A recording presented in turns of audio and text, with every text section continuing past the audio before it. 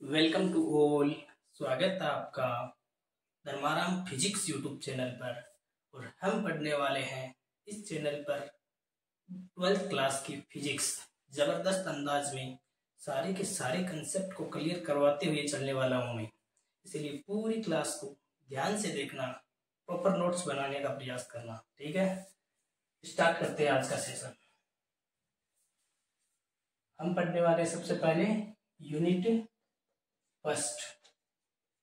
जो unit first है वह 7 से 8 नंबर का कंप्लीट यूनिट है। ठीक है, यूनिट फर्स्ट का नाम क्या है? स्थिर विद्युत स्थिर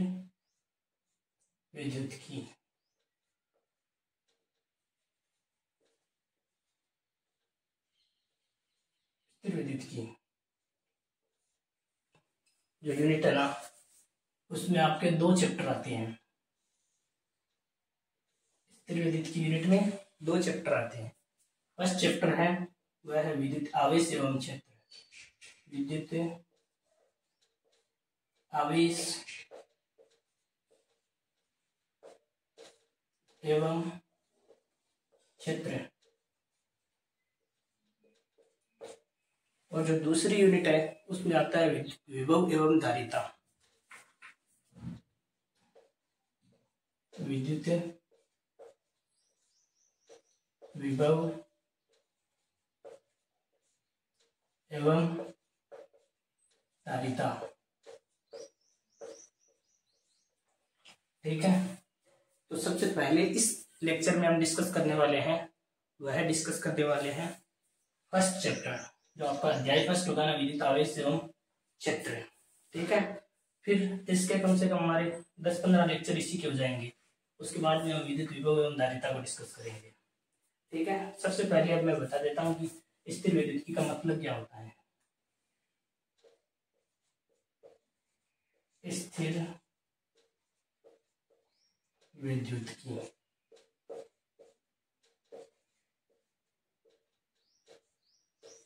स्थिर विद्युत का मतलब क्या होता है? तो स्थिर का मतलब होता है अगतिशील। स्थिर का मतलब होता है अगतिशील।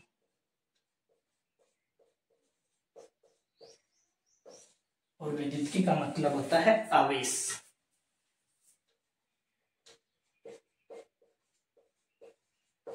इसका मतलब क्या है कि हम इस यूनिट में अगतिशील आवेशों का अध्ययन करने वाले हैं। ठीक है, तो सबसे पहले हम स्टार्ट करते हैं। तो आवेश की जानेंगे, आवेश क्या होता है, आवेश की क्या परिभाषा होती है, आवेश के बारे में सब कुछ जानने वाले हैं। ठीक है ना,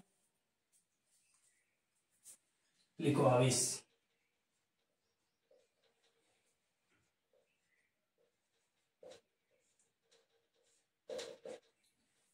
प्यारे बच्चों, आवेश है वह कोई वस्तु या कोई चीज नहीं होती जिसे आप टच कर सकते हो या फिर देख सकते हो। आवेश क्या होता है? आवेश किसी वस्तु का एक गुण होता है, और एक ऐसा गुण जो विद्युत अथवा चुंबकीय क्षेत्र उत्पन्न कर देता है अथवा उससे प्रभावित हो जाता है। ठीक है, मेरे पास ये मार्कर है, इसे मैं टच भी कर सकता हूँ, लेकिन आवेश होता है उसे आप टच या छू नहीं सकते।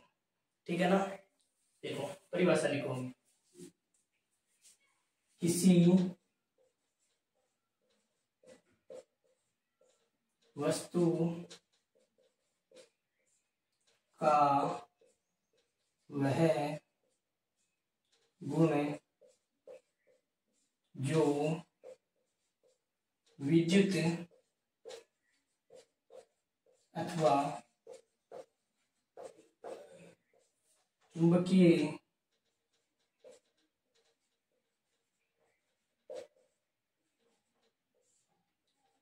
क्षेत्र उत्पन्न करे अथवा प्रभावित हो,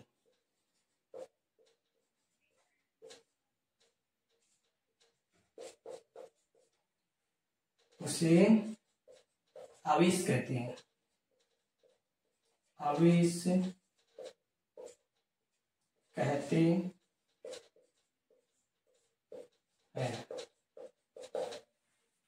अब क्या होता है कि आवेश है, सबसे पहले मैंने आपको परिभाषा बताई कि आवेश क्या होता है। आवेश कोई एक वस्तु का गुण होता है और ऐसा गुण होता है जो विद्युत अथवा चुंबकीय प्रभाव, चुंबकीय क्षेत्र को या तो उत्पन्न कर देगा या उससे प्रभावित हो जाएगा, वही आवेश होता है।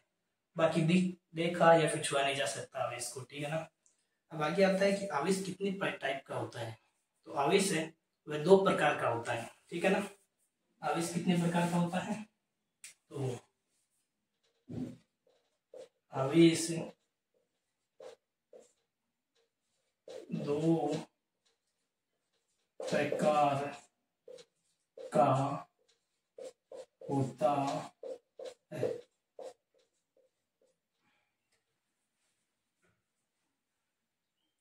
नंबर 1 धनावेश और एक होता है ऋणावेश।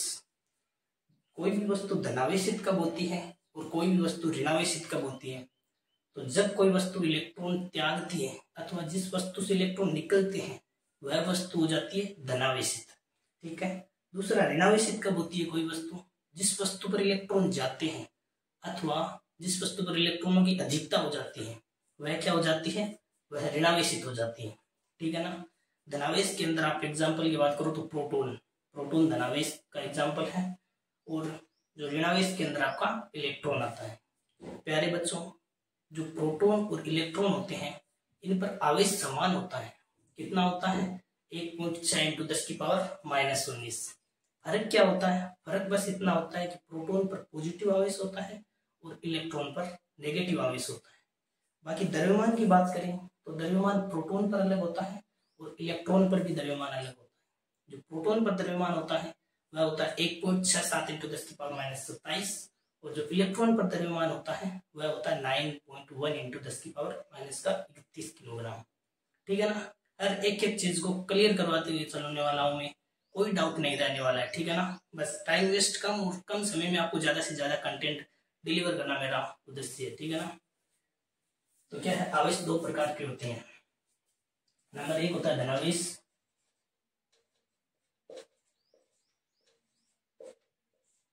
और नंबर 2 होता है ऋणावेश।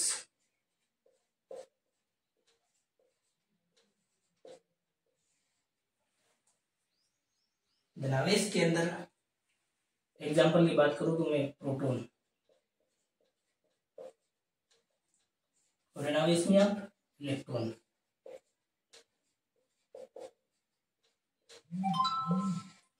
ठीक है। अब प्रोटॉन और इलेक्ट्रॉन पर मैंने आपको बताया था कि आवेश है वह समान होता है। तो प्रोटॉन पर आवेश होगा कितना होगा, 1.6 × 10⁻⁻19, और इलेक्ट्रॉन पर भी आवेश होगा वह भी कितना होगा, 1.6 × 10⁻⁻19। फर्क क्या है, इलेक्ट्रॉन ऋणावेशित होता है इसीलिए नेगेटिव साइन आ जाएगा और प्रोटॉन के लिए पॉजिटिव साइन आएगा। द्रव्यमान की बात करें हम तो प्रोटॉन का द्रव्यमान कितना होता है, प्रोटॉन का द्रव्यमान होता है 1.67 × 10⁻27। इलेक्ट्रॉन का द्रव्यमान होता है 9.1 × 10⁻31 किलोग्राम, ये भी किलोग्राम में, ठीक है। आई थिंक इतनी बातें आपको क्लियर हुई होगी। मैंने क्या बताया आपको इतने समय में, सबसे पहले मैंने बताया जो स्थिर विद्युत की यूनिट है जो 7 से 8 नंबर की आने वाली है उसमें आपके 2 चैप्टर आते हैं। एक था विद्युत आवेश एवं क्षेत्र और दूसरा था विद्युत विभव एवं धारिता, ठीक है। जो विद्युत आवेश एवं क्षेत्र है उसको, जो चैप्टर फर्स्ट है उसमें हमने सबसे पहले बताया कि आवेश होता क्या है। आवेश क्या होता है, आवेश कोई चीज नहीं होती है, आवेश किसी वस्तु का एक ऐसा गुण होता है जो विद्युत अथवा चुंबकीय क्षेत्र उत्पन्न कर देता है अथवा उससे प्रभावित हो जाता है, ठीक है। फिर मैंने क्या बताया कि आवेश कितने टाइप का होता है, तो आवेश 2 प्रकार का होता है। एक होता है धनावेश, एक होता है ऋणावेश। कोई भी वस्तु धनावेशित कब होती है, जब वस्तु से इलेक्ट्रॉन निकलते हैं, और कोई वस्तु ऋणावेशित कब होती है, जब वस्तु पर इलेक्ट्रॉन जाते हैं। जब वस्तु से इलेक्ट्रॉन निकलते हैं तो क्या होता है, इलेक्ट्रॉनों की कमी होती है, और जिस वस्तु पर इलेक्ट्रॉन जाते हैं उस पर इलेक्ट्रॉनों जाता है तो इलेक्ट्रॉनों की अधिकता हो जाएगी। बस एक बात बताओ आप कि जब ये इलेक्ट्रॉन निकलते हैं एक वस्तु से दूसरी वस्तु में जाते हैं तो इलेक्ट्रॉनों का स्थानांतरण तो होता है, तो उनकी उस वस्तु के द्रव्यमान में क्या कोई परिवर्तन होगा क्या? मैंने आपको बताया फिर कि दोनों का द्रव्यमान है वह अलग अलग होता है। आवेश सेम था, केवल पॉजिटिव नेगेटिव का फर्क था, लेकिन द्रव्यमान दोनों का अलग अलग था, क्योंकि जिस वस्तु से इलेक्ट्रॉन निकलेंगे ना उसका द्रव्यमान कम होगा, और जिस वस्तु पर इलेक्ट्रॉन जाएंगे उसका द्रव्यमान बढ़ने वाला है। ठीक है, अब आगे हम पढ़ने वाले हैं कि समान आवेश एक दूसरे को प्रतिकर्षित करते हैं, असमान आवेश हो जाएंगे तो वो एक दूसरे को आकर्षित करेंगे। इसके लिए हम एक प्रयोग करने वाले हैं, ठीक है ना। तो इसके लिए मैं सबसे पहले कांच की छड़ लूंगा और उस कांच की छड़ को सूत से रगड़ने वाला हूँ।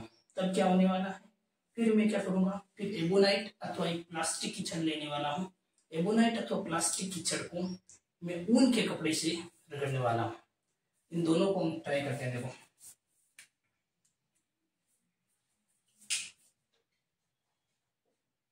कांच की छड़ को सूत से रगड़ने पर, ठीक है। और 2 नंबर क्या आएगा, प्लास्टिक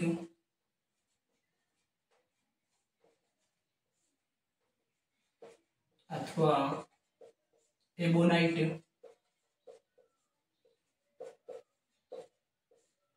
की छड़ को ऊन से रगड़ने पर।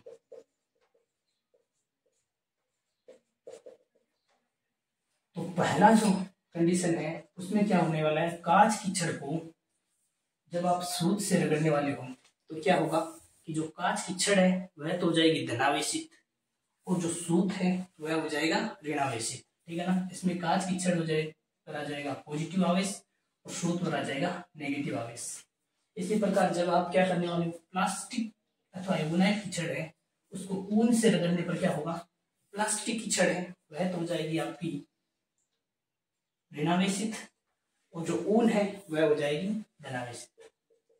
अब इसमें ऐसा क्यों नहीं हुआ कि कांच की छड़ तो हो जाएगी ऋणावेशित और ऊन जो सूत है वह पॉजिटिव से आ जाएगा, ऐसा क्यों नहीं हुआ? ऐसा मैं आपको अगली क्लास के अंदर डिटेल में समझाने वाला हूँ कि ये भी प्लास्टिक अथवा एबोनाइट की छड़ ही ऋणावेशित क्यों हुई, ऊन क्यों नहीं ऋणावेशित हुई। ये सब मैं नेक्स्ट लेक्चर के अंदर जो टॉपिक आया ना गाना उसमें डिटेल में बताने वाला हूँ, ठीक है ना।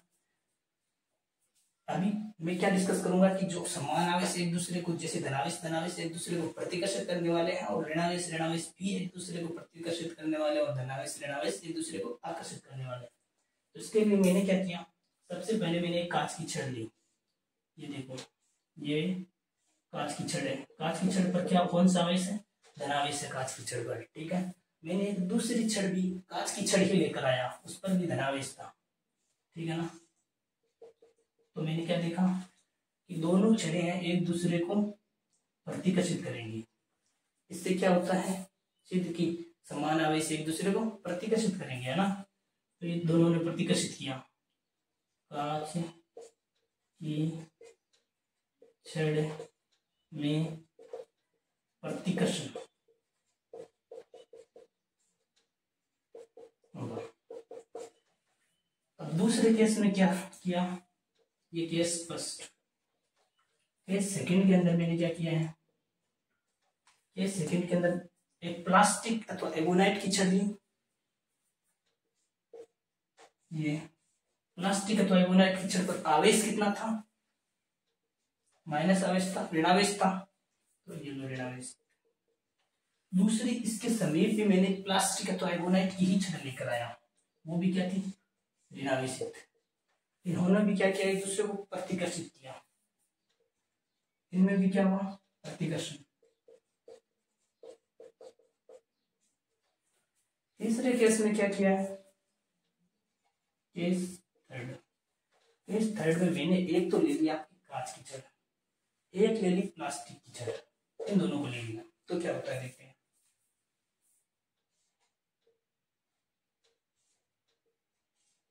कांच की छड़ ली जिस पर क्या था, धनावेश, ठीक है ना। यह है कांच की छड़,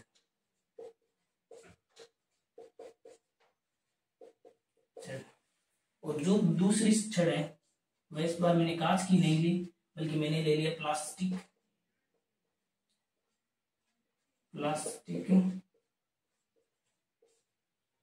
अथवा एबोनाइट।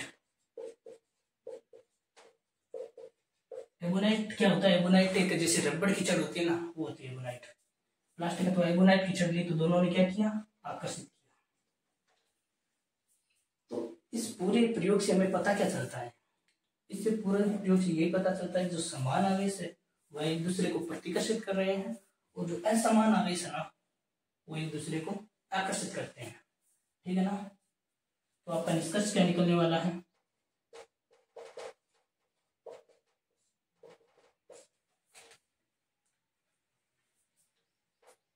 समान उपरोक्त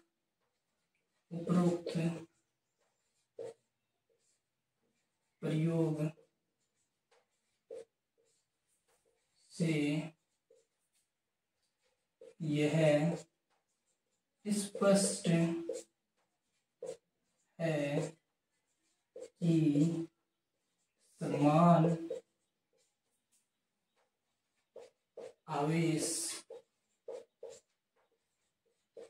एक दूसरे को प्रतिकर्षित करते हैं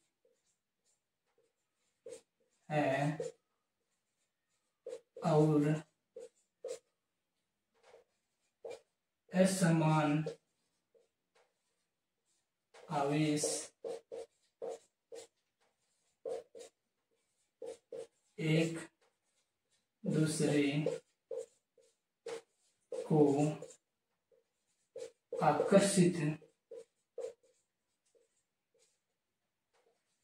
करते हैं।